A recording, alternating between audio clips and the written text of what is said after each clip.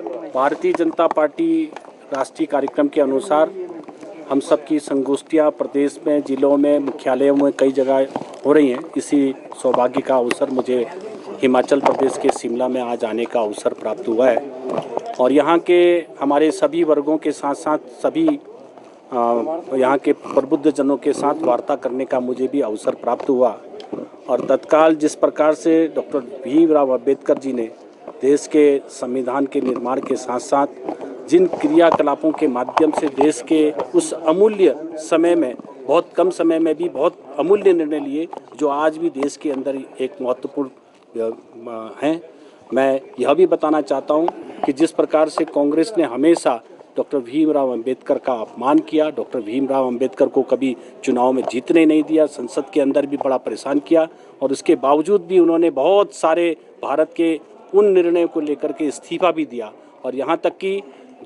Doctor Bhimrao Ambedkar जो भंडारा लोकसभा क्षेत्र से चुनाव लड़ते थे आज़ादी के 51-52 के अनुसार, 2 बार उन्होंने जब चुनाव लड़ा तो पंडित नेहरू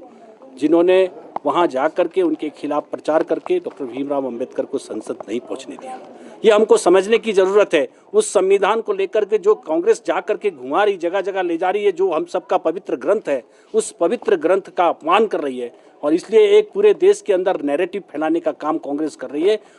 उसके कारण से आज पूरे समाज के अंदर एक बड़ा गुस्सा है और उस गुस्से को हम देख रहे हैं कि डॉक्टर भीमराव अंबेडकर के उस संविधान को और उस डॉक्टर अंबेडकर के जिसको सम्मान देना चाहिए था उनको सम्मान कभी नहीं दिया और इसलिए अटल जी के समय उनको भारत रत्न मिला। उनका जो हमारा सेंट्रल हॉल है उसमें तैल चित्र की स्थापना हुई, मगर हर बार वोट बैंक के रूप में इस्तेमाल करने वाली कांग्रेस आज जिस डॉक्टर भीमराव अंबेडकर को उन्होंने कभी भी सम्मानजनक स्थिति में नहीं पहुंचने दिया, उनके लिए संविधान के लिए को लेकर के एक प्रकार से इस देश के अंदर जो समतामूलक समाज है उसको तोड़ने का काम कर रही है। इस नैरेटिव को आम जनमानस फेल कर रहा है।